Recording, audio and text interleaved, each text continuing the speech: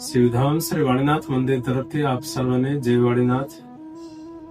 હમણાં જ તાજેતરની ઘટનામાં બંને સમાજો વચ્ચે રબારી સમાજ અને ચૌધરી સમાજ વચ્ચે જે ઘર્ષણ ચાલી રહ્યું છે અને સનાતન શાશ્વત નિયમ રહેલો છે કે શત્રુતાથી શત્રુતા જ વધે છે અને શત્રુતાને ખતમ કરવા માટે પ્રેમનો માર્ગ છે, ક્ષમાનો માર્ગ છે, સાદરનો માર્ગ છે અને આ ત્રણેય માર્ગ ઉપર રહીને તમે આનું નિકટના ભવિષ્યમાં ખૂબ સારી રીતે સમાધાન કરશો।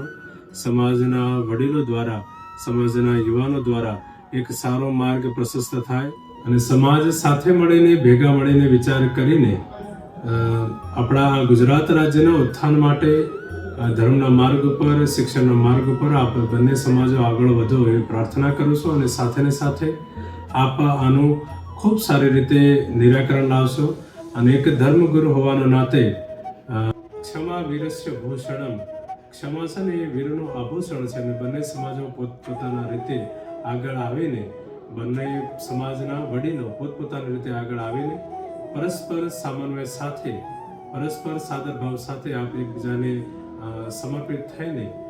ખૂબ સારી રીતે સારો માર્ગ નીકળશે એવું હું આશા રાખું છું। સમસ્ત હિન્દુ સમાજને નવ વર્ષની હું શુભકામનાઓ આપું છું। સર્વને જય વાણીનાથ।